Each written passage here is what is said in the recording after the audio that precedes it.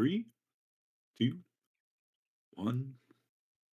Welcome back, dear listeners, to another episode of Will and Jerod Design a Game. Some days I think to myself, we should have come up with a more exciting name to that at some point. We kept threatening to, but in the end, I think this really gets the point across. So, uh, Hey, if it's not broken, let's stick with it, right? yeah, exactly. It does exactly what it needs to do. And speaking of what we're doing, of course, anyone that's been following along with us has heard us kind of walking this project through beginning to eventual end here of concept and design and production. And something else that we thought would be kind of interesting along the way would be to chat with at least one other creator. Jerod was talking today about maybe getting some others in, so teaser there for maybe some future ideas. But this week, we are pleased to have RP from, I should have also double checked my pronunciation. Is it Fari Games? Yeah, it'd be Fari RPGs. Yeah, Okay, there we go. There we go. Well, very yeah. pleased to have you with us. Thank you so much for the invitation. I'm super happy to be able to spend the evening with y'all. It's yeah, super hyped to be here. I love that saying y'all has even made it across our northern border to your area. Oh, I would not say that it has crossed our area more than like you all have influenced me after like I spoke so much with all of you on the internet and stuff like that. But yeah, I would not say that like people from I'm French Canadians. I'm from Quebec, right? So yeah, people over here don't really say that, but I started saying it. So I would say that's your fault. Well, And regardless, I approve.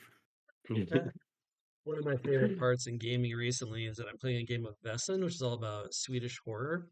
And my character is a bohemian scientist, and she got into some trouble, and I ended a sentence with y'all, and I stopped play immediately. And I'm like, all right, she wouldn't actually say that. I can't go on. I felt so guilty about it. Funny. I really But want to play Base, and at some point, like I read it the other day. It's such a cool looking game. Oh, it looks great. it is very slick. The system's very simple to get along. But I'm really hoping to hear more about your games in your process and how we go forward. Yeah, cool, bro. Yeah, like any questions you have, I'd be happy to Yeah. answer. Well, let's start at the top level and kind of drill down because I feel like I remember that maybe I saw you getting started in kind of the indie game design space in a similar timeline to myself, but my memory can betray me sometimes. So, big picture, kind of when did you get started? What was the first game you released, or actually even before that, what prompted you to get into design and then release one? Yeah. So I actually got very late into this ttrpg thing as a hobby in general in my life. I played like D&D when I was like 13 years old in high school and had like a very bad experience. Like I had like a fellow player basically tie me up and burn my character because he wanted my loot, and we were like level 1 characters, and it was just bad. I was like, this isn't going to work. I don't like it. If this is a game that's supposed to be fun, I don't think that's fun. I don't think that's for me. And then didn't touch this hobby until like my late 20s. Just a bit before like the pandemic, and at that point, I discovered the Fate role playing system. Started playing with my friends, and then some of my friends moved away from our city, and I needed a way to play with them to remotely. Obviously, they're like the Roll20s of this world and whatnot, but like those aren't really made for theater of the mind games like Fate and PBTA and Fortune in the Dark and stuff like that. So I'm a software engineer during the day, like mostly specialized in front end stuff. So I figured, well, I'm going to make my own VTT and started from there. So I built my own thing, open sourced it, published it on the internet, and then started talking about it on the Fate RPG Reddit, and then started getting a couple of dozen users. Probably started at some point started with one user and one person asking me questions, and then it's like a couple dozen, then a couple hundreds, then a couple thousands. So it really blew up. And then from there, I really started digging into more and more tabletop role playing games, like again, like Fortune to Dark, really at that point. And I had been playing Fate for like 2-3 years, and I really, after reading Blades in the Dark, there were a bunch of ideas in there that I really liked, that I thought were super elegant. And like Fate is a great game, but it can be a bit cumbersome in certain aspects. At least we taught in my group, so I figured it could be fun to get. It always starts like that, right? Like you play a game and then you're like, I'm gonna hack it, I'm gonna Umbra, I'm gonna change a rule. So I didn't know game design, I didn't know book publication or book layout, all of that. Like I know when something looks pretty because I'm a front-end software engineer, right? So I make pretty stuff on the web, but I have no idea how to do it with a PDF. So I figured, well, I can write a hack and kind of merge some of the ideas from Fate and with some of the ideas from Blades in the Dark and create something that's generic that we can play with my group. And I wrote it in Markdown, made a website for it, and published it on the web. And again, it started with like a couple of people. Like I had a Discord server for the people who were using my VTT, and I posted there that I was working on this custom TTRPG, merging ideas from Fate and Blades in the Dark. And obviously some people were interested because a lot of the people who were using the VTT were fans of Fate. So some read it, some started playing it, and at that point I started like, well, I need a character sheet. Well, I'm not going to make one like with a web interface, so I gotta learn how to make something. So learn a bit how to do like design with Canva, like the web app, and then like a bit with Affinity Publisher. I bought like Affinity Publisher probably around that point to try to make something, and like it was horrible. Like learning from zero, like, and trying to make it work was such a difficult experience. Like those software have such a steep learning curve. But yeah, I started from there, and that game is called Charge. It is like free and open source, open licensed, and it is it was the first game I ever published, and it's still not available in PDF. Some people still ping me. It's like, are you going to make a PDF out of it? I'm like, I think at that point I'm never going to do it. I think it's going to stay as a joke like that. It's just a website.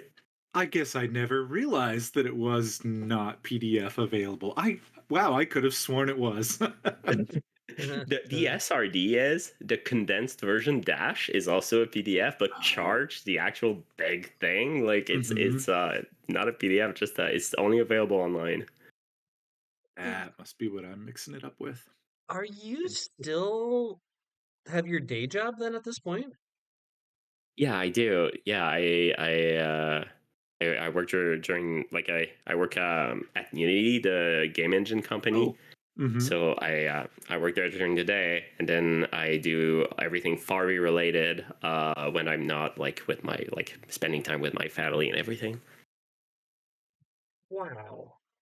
This was a question that I had sent over to Will earlier, because I just noticed you do a lot of work on this company, and if this company's only been around since 2021, like one thing I discovered just by doing a little bit of research about you and your company is that you do YouTube tutorials too about your journey about affinity, which I'm 100%, since I just discovered it the other day. Like I'm going to start watching those because the learning curve on affinity is crazy high. You have 2 accounts on Blue Sky. You do have your own website. How do you how do you divide up your time during a regular work week on this? It's incredible on your output. It really is. Well, thank you. But yeah, it does like, how could I say this? It is both a second job but also my hobby. As in like I don't spend a lot of times like playing video games or like I watch TV, I read books, but apart from that, like when I have some time and I'm alone at home or anything, I open my laptop and I work on any of those things. And the thing is, like you mentioned, like YouTube tutorials, like I do so many things that I'm spread very thin, but those are all things that I'm super interested in and I want to continue doing. Like I like doing YouTube tutorials, publishing games, helping people in the community, hosting game jams, developing like applications for people so that it's easier for them to like find resources online or play games and stuff like that. Those are all subjects that I'm super interested in, and but there's only 24 hours in the day, and I need to sleep. I have 2 young kids, and I need those precious hours of sleep. But yeah, I would say like mostly I don't. My hobby is working on those things, and I really really enjoy it. And I would say I'm quite a fast learner as well, and I'm fast at doing things. So like do these things help a lot. But yeah, I this is mostly what I do in general. Like So But I'm. Oh, go ahead. Finish. That was your no, I question. was just Finish gonna your thought, say, Jerod. no, I was just saying it's just amazing. Without the help of a webmaster or social account manager or any other thing, it's just you that's doing the company, yeah? yeah, it's me. I did start like working with some collaborators in the recent year. Like working with collaborators is super tricky because you got to find people that are able to work at your own pace and that it's easy to collaborate with, when you share ideas, and you want people that will not that will boost you up, basically, right? Like it's like a conversation when we're playing a ttrpg. It's like you want people at the table that will say yes, and then we can build on top of like each other's ideas, right? And recently I well, like it's been a little while now, but I met this artist called Galen Peugeot. He's from the US, Indianapolis, I think. Yeah, I think so. But yeah, like he's like he became a great friend, and he's like the artist that I work with every time I design something. So I first reached out because I was working on like a mech game, like a mech versus kaiju kind of thing. And I was like, "You're making pretty robots. I want to hire you." And and from there we started working a bit together, and then we had this. We shelved the idea of the mech game because I made a tweet about a game about space, about dwarves in space fighting demons that blew up in popularity. And then he jumped in. It's like, I'm gonna make fan art for that idea because I think it's just so cool. And I was like, how about we just work on it together? How about we make it a partnership? So yeah, so Galen is like the person I bounce ideas a lot with, and he's the illustrator for like he made the art for Stoneburner, he made the art for not Breathless, Nomadic, the re-release of Nomadic, he made the art for Firelights, and he also made the art for Songs and Sagas, which is the latest game that I published. So he's just a brilliant person, an amazing human being, and yeah, he's been like a dear friend in the recent year. And apart from that, I also started working with Eric Lazur. He's a fellow French Canadian, and he's a ttrpg editor. So again, when I was working on Stoneburner, he reached out. I was like, "Hey, I would love to work for you. I could do a little proofread and just like you tell me if you like what you see." And I was like, "I need to work with you every time I design something." But yeah, he's great. He's absolutely fantastic. But yeah, like it's we're kind of like building this little trio thing, and now when we have like an idea, we work together to see like, okay, like who's going to lead this and how can we help, right? Like, so Galen's working on an idea right now, and I don't think I'm going to be the lead designer on this one, but I do think it's going to be published under the Fari RPG's brand. But I'm probably going to be the layout artist, right, and help with marketing and stuff like that. But Galen's going to be the actual like lead designer of this thing, and I do think that Eric also has some ideas. So we're starting to build this thing. It's taking a while because game design is slow and complicated. But yeah, like generally it has always been me, and it's slowly starting to grow into this thing. Well, speaking of it growing, I think that heads straight to what I was about to ask just a little bit ago, because Jerod was asking about your day job. I'm curious, do you foresee Fari RPG becoming a full-time job, or do you even want it to be? Is it better to keep it as a passion, as a hobby? I think I'd really like it. Like for the after the success of Stoneburners, like this game of like dwarves in space, we made a Kickstarter, and the Kickstarter made like with the backer kit like pledges and like, well, I won't calculate shipping. I'm just like the Kickstarter ended up at like around 45,000 Canadian dollars, and it was like my first Kickstarter. And at that point, I had the conversation with my wife. I'm like, okay, this could work out. Mhm. It could potentially work out. I don't think I'm there yet, but it's definitely something that I would absolutely love to do. I love designing games. I love like doing material for the community, recording like YouTube tutorials and stuff like that. Is something I truly enjoy. I do absolutely love my day job. Like I love doing like coding and software engineering in general, but doing this stuff full time would be absolutely amazing. Just not there yet. But if I'm ever at that point, would I pull the plug on my day job? Most definitely. I just love that stuff too much. I can't blame you there in the least.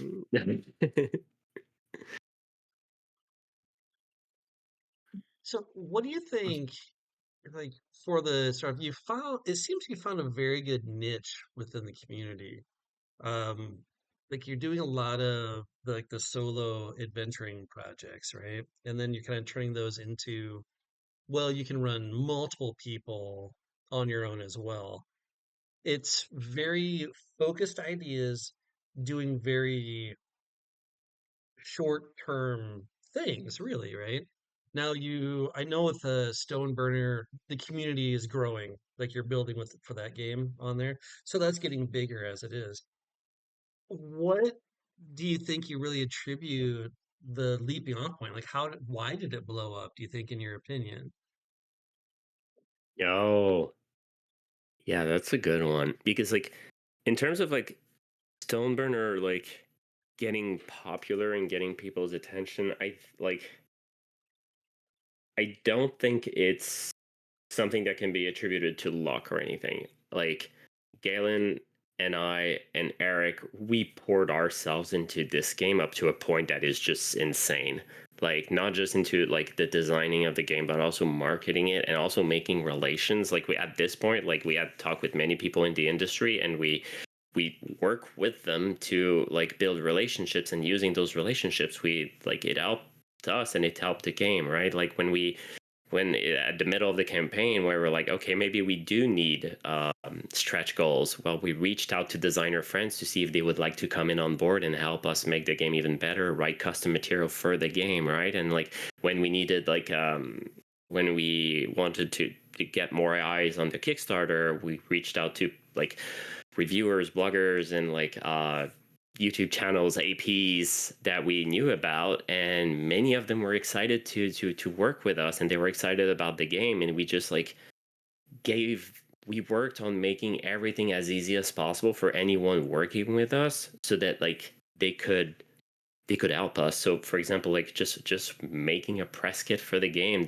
taking all your logos and images and like colors and all of that, and just like providing all that information for people so that they don't have like people. There's nothing better than someone else talking about your game. Like if you talk about your game, you're just screaming at a void, and the chances that it's going to work, it really depends on the algorithm, and then you're just lost. But like a single person that has 10 followers just like writing a comment saying this is super cool, just that, like, first of all, it's like one of the most beautiful compliments like you can ever receive, but it also helps because other people will see that comment and say, oh, that person, even though I don't know them, has given this game a seal of approval, and that means something because it's not the person who designed it. So when we worked on Stoneburner, many people did that. Many people said this game is cool. We like I like other people had read it, other people had talked about it, they had reviewed it, and it just helped the game a lot. In terms of like this like Fari RPGs in general, there's a couple of like things that definitely helped. Like for example, like gathering like many the gathering a big community around the virtual tabletop that I'd designed originally. That did help a lot. Designing a game that got the attention of the right people also helped a lot. Like, for example, Stoneburner is based on a game engine, a game system that I had published a year prior called Breathless. And this got a lot of attention, which I didn't think it would, because I designed this one-page game for a jam, and that was like a ranked jam. Like, it was like there were awards and everything. I didn't win anything. I was like all the way at the bottom. I was like, I don't think anybody's gonna like this. I didn't even win the jams. Like, I'm just gonna publish it online. It's gonna be $6, and if people want to play, it's just this little like zombie game. People can just buy it, and people liked it, and some people helped me just by like. I remember like vividly when John Harper bought the game and quote tweeted me and said, "This is amazing." I was like, "This is the most beautiful compliment."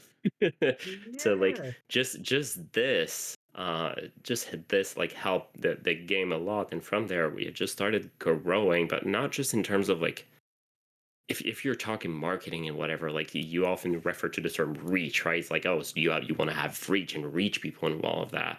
But I think that Fari RPG is more than that. It's like it's really a community, and like trying to give to them as much as they're giving to me and to us.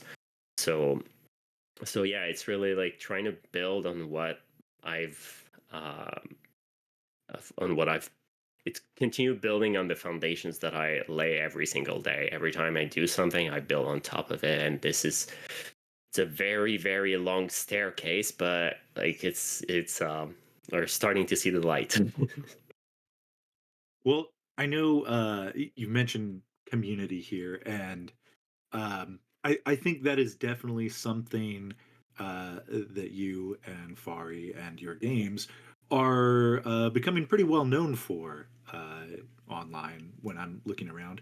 So I'm curious, um, now that that snowball has started rolling down the hill, so to speak, what do you feel helps um, keep it building steam? I know you're also very involved in a lot of jams, not only participating but running some. Is that one of the biggest factors, or are there other things you do along with that? um, I like you mentioned, like I worked on many things, and it's hard to give enough time to all the things that I want to do.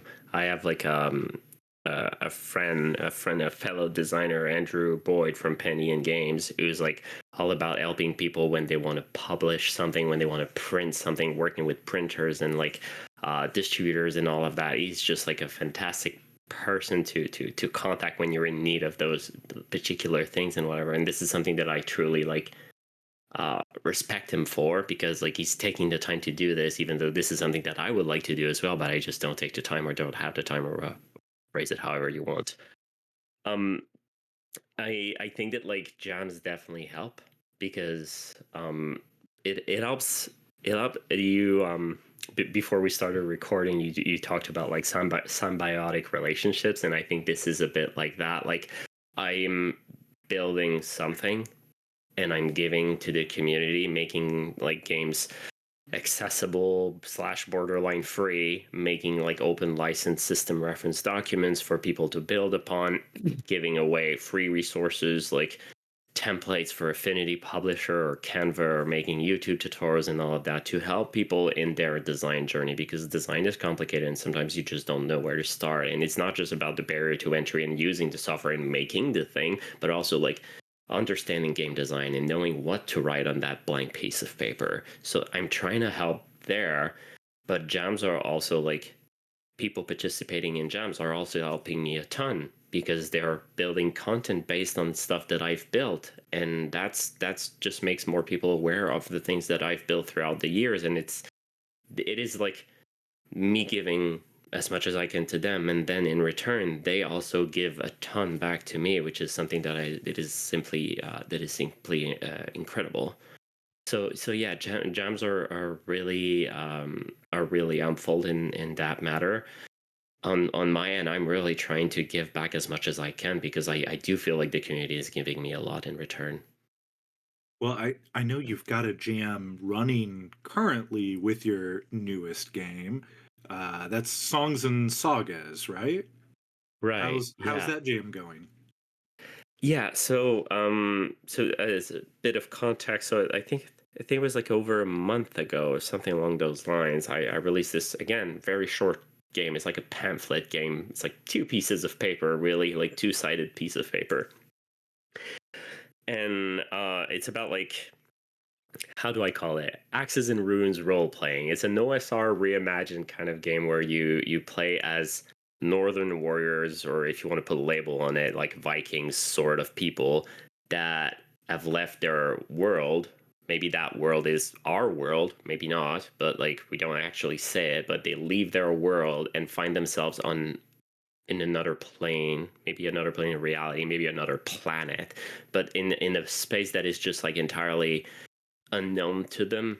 And it's really like a game about like danger and exploration. It has some roots into the OSR, but it also like uses a bunch of things like we like playing cards as a chaos factor in any of the kill checks that you do and stuff like that. Like we're very, very proud of this game.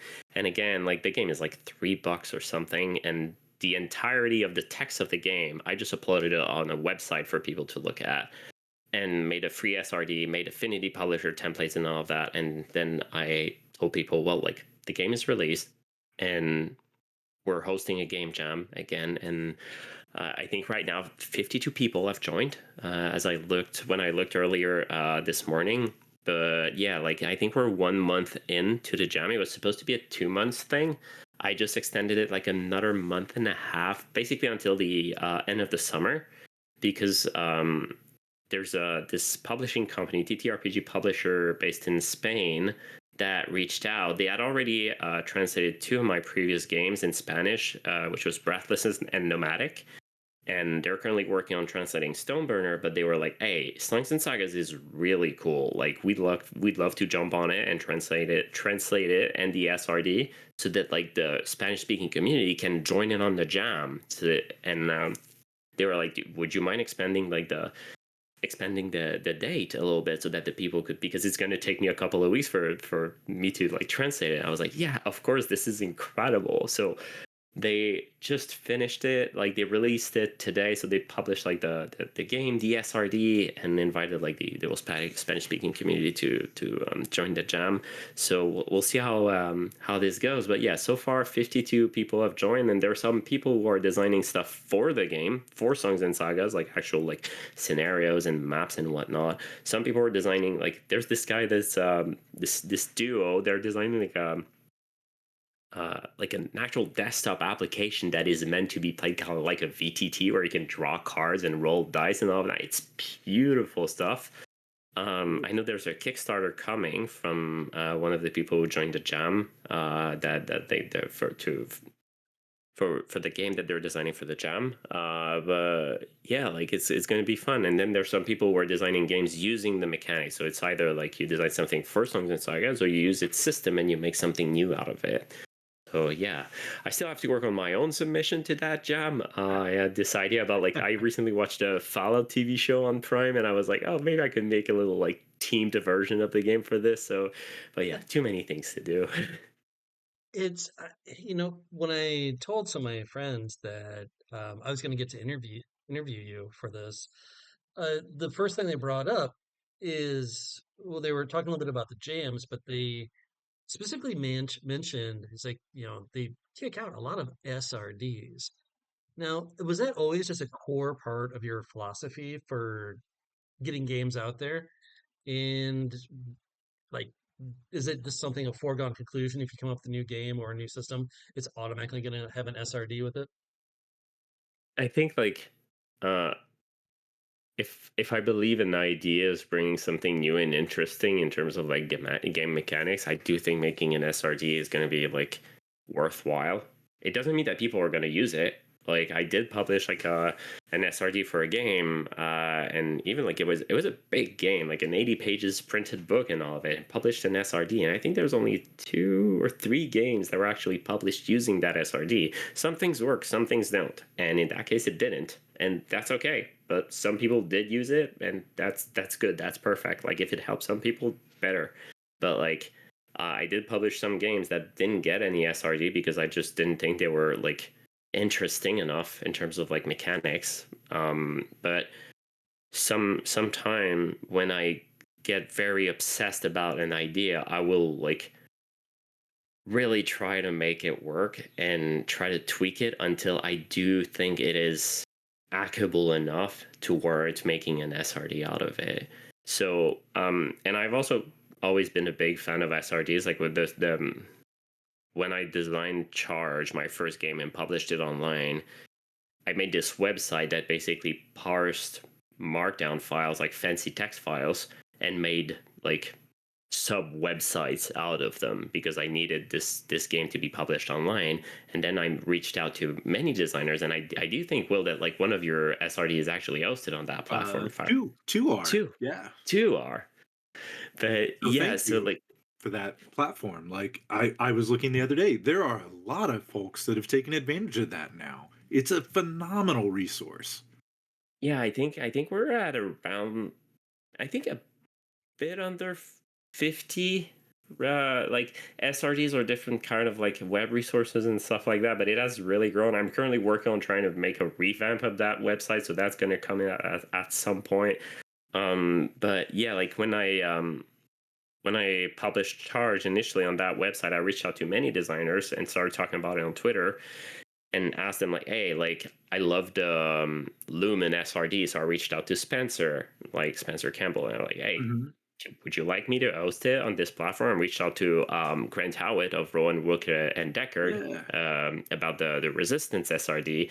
Reached out to like Evil Hat as well for the Fate systems, and John Harper for Blades in the Dark. Reached out to all those folks, and I was like, I'm gonna do all the work. Just give me the text files, and I'm gonna like parse it and like just host it. But yeah, like I've always long story short, long answer, but the TLDR is I love SRDs, and I do think that like if I come up with a mechanic that's like super interesting to me and can be easily hackable, like I'll try to make an SRD out of it. Doesn't always work, but like if it does, if it helps people, then that's good. While we're on the SRD topic, I think I've got a philosophical question for you Ooh. about design in general rather than your kind of publishing history.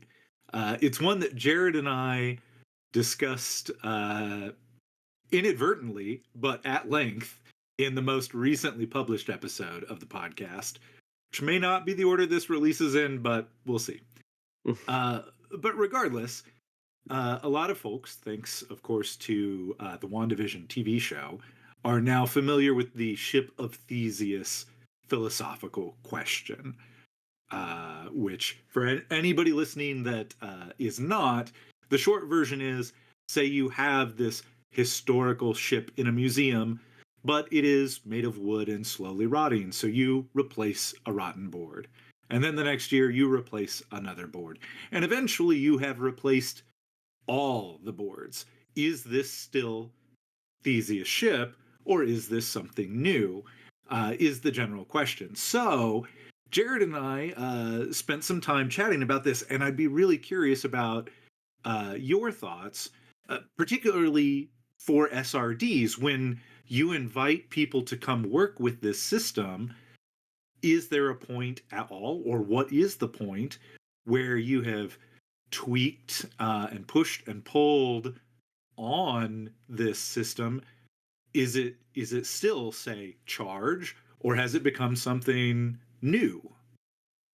Yeah, that's such a good question. I absolutely love it.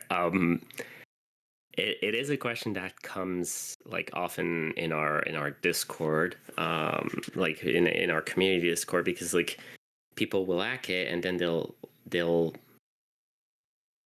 they have an idea of what they think the core of the game is, and they're like, I'm going to change that. Is this still a game that's breathless? Is this still a game that's carried in Songs and Sagas, right? Like they aren't sure, right? And at some point they're like, well, if it's something new, then I'm not going to market it as well, because I don't want people to like believe that it's like a breathless game and then it's not, right? So out of respect, many people reach out, like, is this okay? And here's my I don't think it's a hot take. Here's my opinion. Lukewarm take. Lukewarm take. Yeah, I think everybody has a different understanding of what the core of a game is, and if a person believes that their game is breathless or that their game is carried in Songs and Sagas, then they are. Then the game is. That's as simple as that for me. Because one of the things that I realize is that I have an idea, like I know what the core of Breathless is. I know it. In my head, I think I know what makes a Breathless game. But that definition is different on a per person basis, and that is beautiful. I think that's just so cool, because people will see different things in games and they'll really get obsessed in a good way about it, and they'll say like, this is what I love the most about this system, and I think this is what makes this system unique and fun for me, and this is what makes like this is the mechanic that makes breathless, or Songs and Sagas.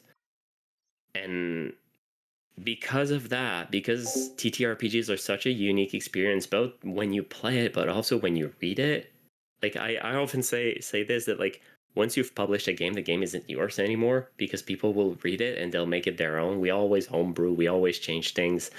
And I think this starts the first time you read the game. So you start reading something, and then it's the game isn't yours anymore, and people will interpret it differently. And whatever your ideas or your philosophies are about what makes this game unique or fun, or what is the core, the heart of the game, it doesn't matter anymore, because it's going to be different on a per person basis. And like, I think it's important as a designer to recognize that, because otherwise you just get on, like, you just argue with people for things that don't really matter, in my opinion. But yeah, like, to me, if a person believes that their game is carried in Songs and Sagas, even though they changed 98% of it, then it is. Because I don't think it needs to be more complicated than that. I think that's a great stance, and I think good advice to designers, especially regarding once you publish it, once you put it out there, it's kind of open to people to mess with. I know, a lot of folks, myself included, right? You're working on something, you're getting invested in an idea over months or years or whatever, or a whole world or system, that sort of thing. Sometimes it can feel a little tough to let go of that baby. Yeah, most definitely. And it is you have to build the same relationship with your own game, basically. Yeah.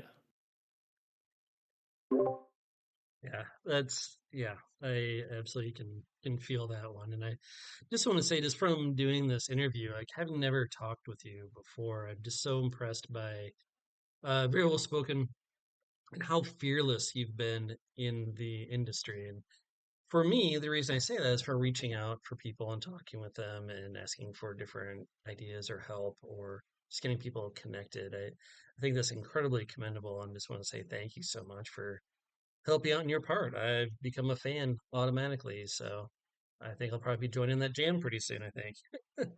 Oh, that would be great. That would be super cool. But yeah, it's I have a friend, a dear friend, who often say like, well, it would translate in English to something that like, you miss all the shots you don't take, but like translated in Quebec slang or something. But yeah, like I it is something that I try to stay true every day. Like, even though something is probably not going to work out, I'm still going to try. Like, I'm gonna try to make a YouTube channel. It may fail. I'm gonna try.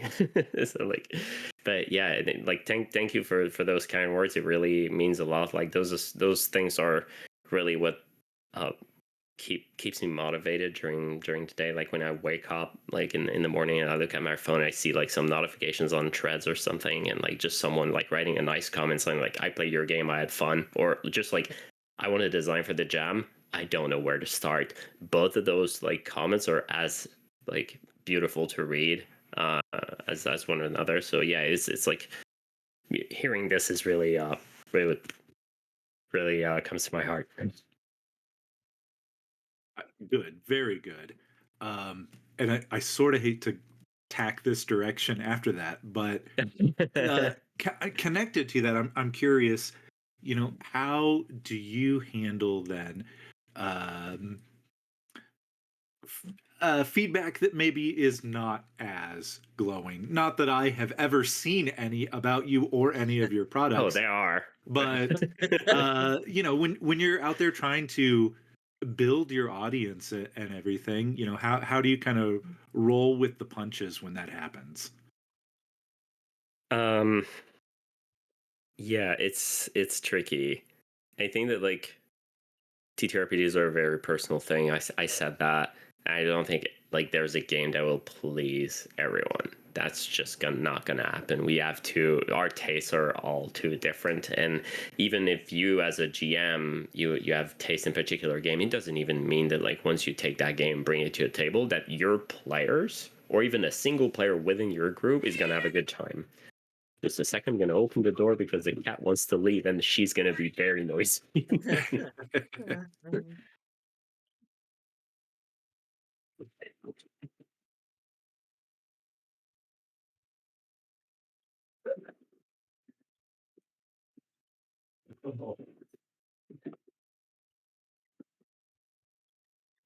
Yeah, we're getting in on that hour stretch about now.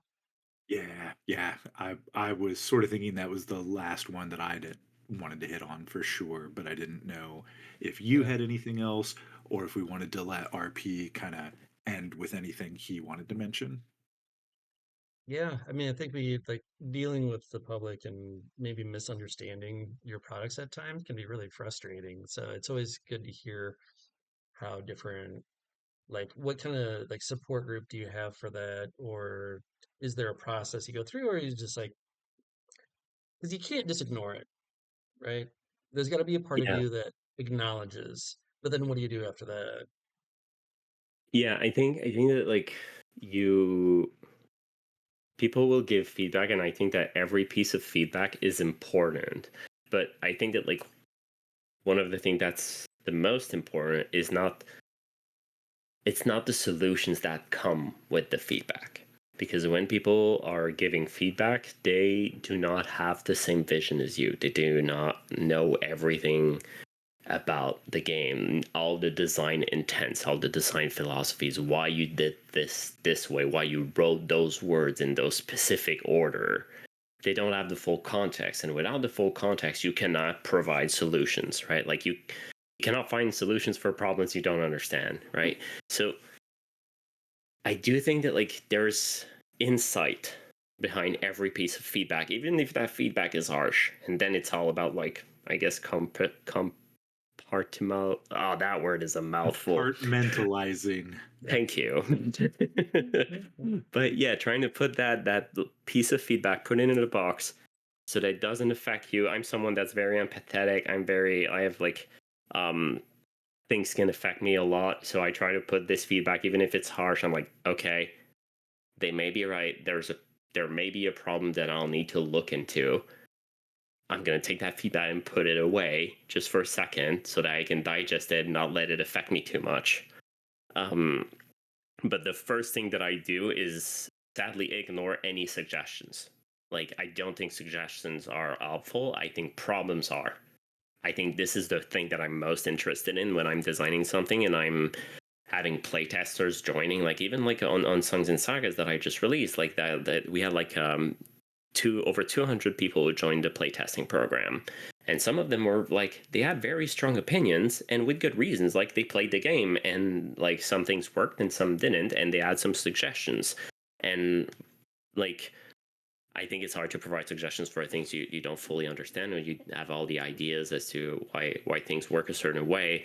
So yeah, like this is how generally I handle feedback. Obviously, there's feedback and suggestions that carry more weight, especially from like friend designers in the industry. Like I mentioned, like Galen and Eric and Andrew, like those are all dear friends. And like if they come to me and say, RP, I think this is a problem, and here's how I would resolve it, I'm gonna give this 5 minutes. I'm gonna take this idea and run with it for 5 minutes and see how it where it leads me, because I respect those people and I know they respect me and they respect my work. And if they took the time to write that, it's because they have also taken the time to think about the problem and all of its side effects. Because if you change, it's like a complex machine, right? A TTRPG is a complex machine with full of gears and things. And if you you turn a single screw, it's possible that you're going to break something else. And it may be something that's tied, right? Closely related, or something that isn't even. So yeah, like some feedback is kind and empathetic, and those are the best kind of feedback. Some like the best kind of feedback are kind, empathetic, and they focus on problems and not solutions. And other feedbacks are straight up harsh and like provide unwanted solutions, and those are the most difficult kind of pieces of feedback that you have to work with as a designer. But I don't think you can escape it. Like I think like everybody is entitled to their own opinions, and that's fine. Then it's kind of like your job to take that and be respectful of that person. Like I never been harsh really with anyone online, even people who bashed my games. Like I try to be very respectful. I'm like, well, okay, this is interesting. I do not think that I will like do anything with this, but like I respect that you wrote this. But like I'm being very Canadian right now. It's like, oh, sorry, you didn't have a good time. But yeah, it's basically how I handle it. It's not easy. Like there are some nights that I will like look at my phone, I'll make a face, and then my wife is gonna look at me like, oh no, who said something bad? And those things happen, and they aren't fun. They're part of the deal. And for each piece of harsh feedback or bad comments that I got a way more good comments, and this is what makes the whole journey bearable, honestly. For sure. Yeah, that's a very, very eloquent way to say it. I do. I just have one question left on there.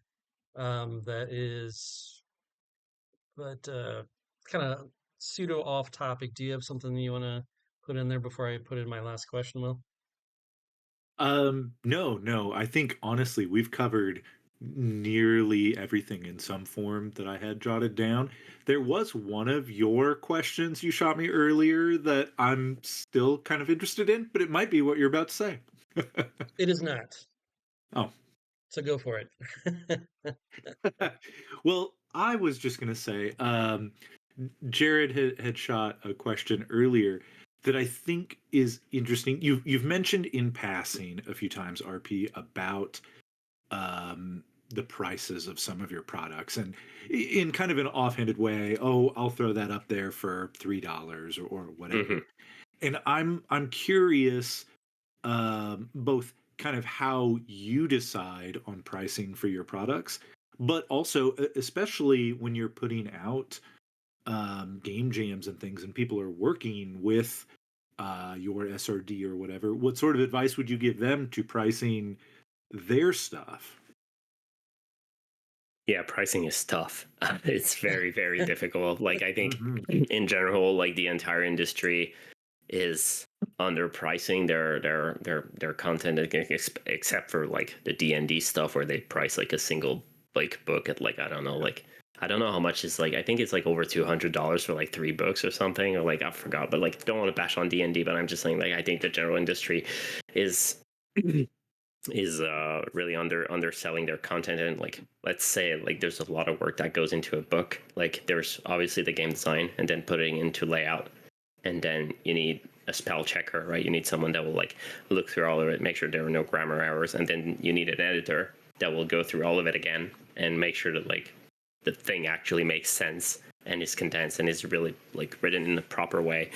Then perhaps you have like also consultancy, right, from sensitivity consultants and stuff like that you have to pay. And then you have to pay your artists, and then you'll have to pay for shipping and pay for printing. And there's just so much to pay. And we put like very low prices because also people expect those books to be cheap, and they aren't. They really aren't.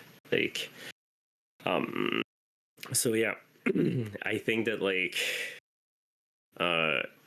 prices are an evolving thing. Every time I release something, I ask myself the question like how should I price this?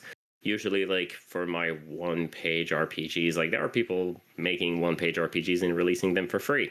Like you look at Grant Howitt with custom art and all of it, and all of his crazy ideas, and they're all freely available. And but I do think it's important in general. Like obviously, like he's got a Patreon going and all of that, so there's still some revenue for him that is going his way. But I do think that it's important to price things, even if it's a small price, even if it's $2, if it's $3. I think it's important that as a designer, you respect your work and you respect also the industry, right? That you try to put some price tag on something that you worked on. There are exceptions to this rule. I'm going to come to them later. But yeah, my one-page RPGs, I price them at usually like $6. If they're like a bit bigger, maybe $9. But like for my bigger games, I'm talking like maybe 100 pages. Like Stoneburner is 120 pages, and it's I think it's $15 digitally on itch. And I think the print copy is like 25 plus shipping. And also like opening the parentheses here, it's super hard to price a game like fairly when people won't be able to buy it because like UPS, USPS, FedEx, Purolator, and all of that are taking such a huge cut. Like shipping a book from like the US to Canada, which is like, it's just a border. It's just a border. Like it's the same continent.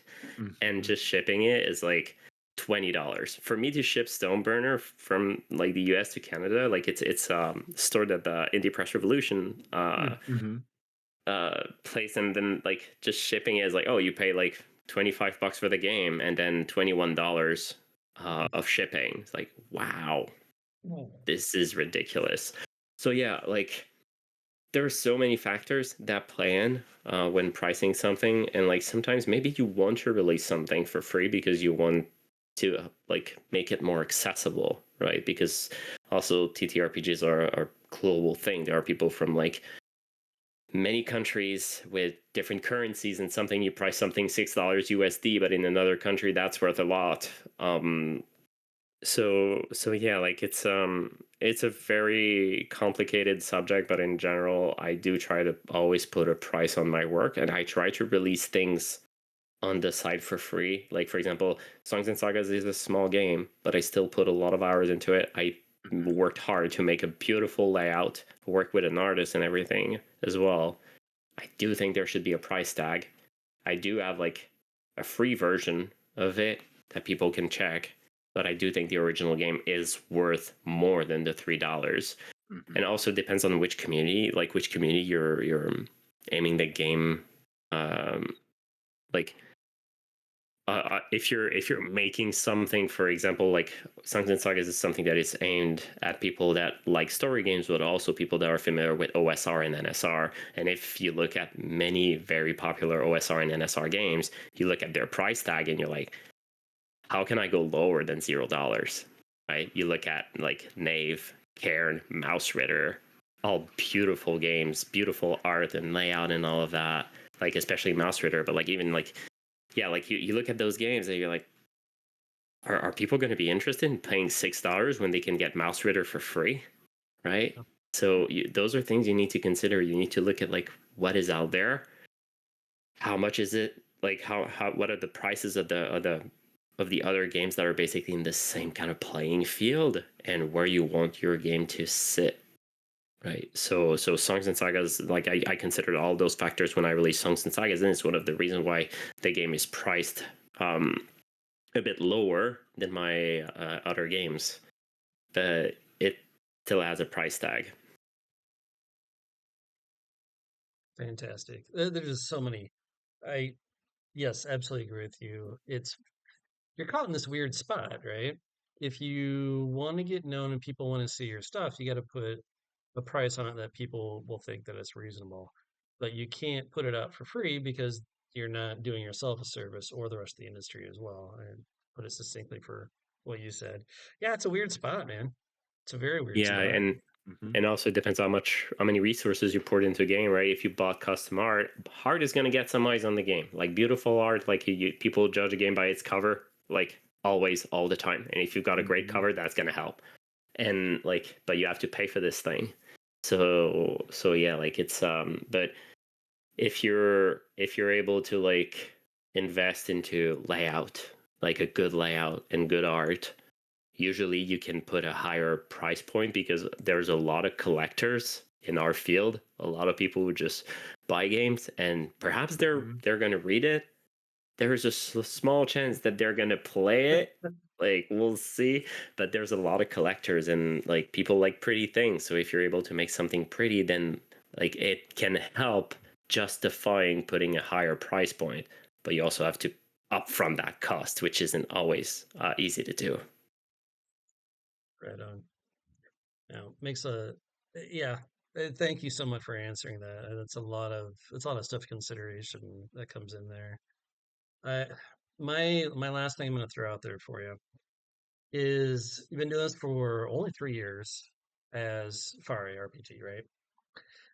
What is the nugget of information or thing that hit you later on that you wish you had either known, or what is like your, I don't know. There's nothing fast or easy in this industry, right? Like that's an impossibility.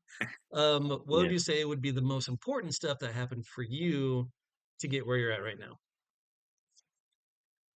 I think that like layout is a crucial skill. If you're able to like, there's many skills that you need to learn to be able to design your own game, and I do think like a ttrpg is like 99% vibe. Like balance can be thrown out the window as soon as it hits a table, and it's like very much vibe, especially if you throw some homebrewing in there. So like if you're able to write, if you're able to like use an SRD and hack it into something new, maybe throw a couple of original ideas here and there, you've got a game. But if you're able to learn some basic layout skills, like it can transform something from a Word document. It can transform your game into a product. It can transform like the game into something that can draw the eye. And I think it's a very important skill. It is a skill that I learned the hard way because I didn't know anything. And the way that I usually learn things is by copying. Like I have so many RPGs in this house. They're all in the box because I'm renovating all over the house right now. But one thing that I would do, like when I would work on a new game, I would often be reading another game at the same time. And when there was a piece of layout that I really, really liked, I would like think to myself, how can I do this? How can I make this exact same thing? I can change it later, but I need to copy this to learn how to do it. And then it's going to be an additional tool in my toolbox that I'll be able to reuse. So I made this like very like small thing, like a little like culture core game about like Dalmatians, you know, the dogs, tearing down capitalism one paw at a time. So little one-page thing, and I was rereading Lasers and Feelings by John Harper, and it's a beautiful game, but also the layout is beautiful. It is one page, but it's very well laid out. The way that things are arranged, the way like it looks super simple, but it's not something that you could easily do in Word or Google Docs. So like this game, even though it uses a completely different system and it's not related to lasers and feelings, I was like, I gotta learn how to make this.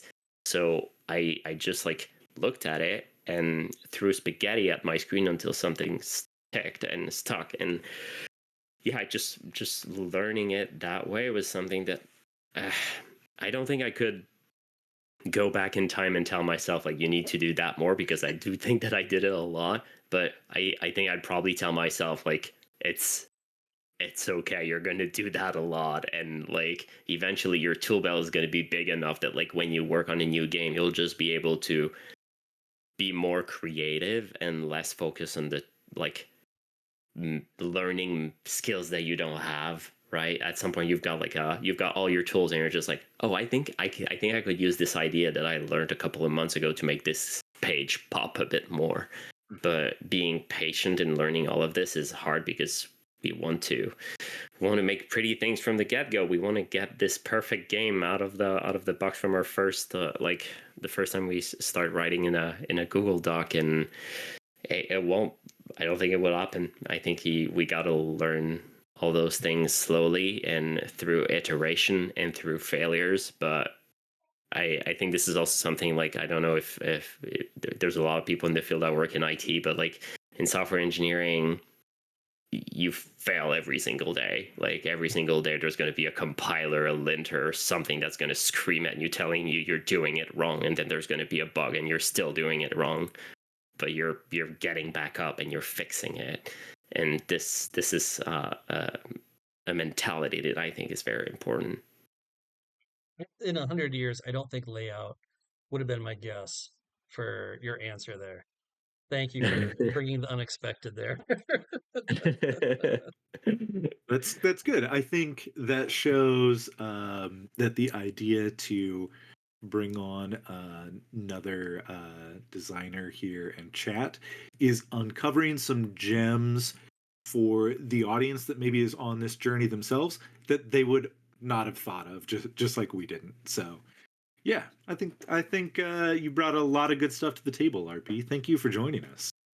Yeah, of course it was, and I'm excited like what others would have to say, right? Because other designers will have a different journey and different experiences, and obviously the answers to those questions are going to be extremely different. And I think like listening from me and all those designers is what is going to help all of us, honestly, like get this tool belt filled. That's It was a amazing. pleasure. Thank you so much for inviting me. It's been very great. No, thank you so much. And so the game you're doing right now is Songs and Sagas. Join it today. I think Will's right. I think we'll probably just put this episode probably the next one, I would think, if we can. Yeah, I was going to talk to you about that after the show. So, listeners, you're going to be listening to this little out of order from recording. So don't blame us when you hear later ones. But this is going to be a good one to get out to you quick. Thank you again, RP. It was great. Thank you so much. Yeah.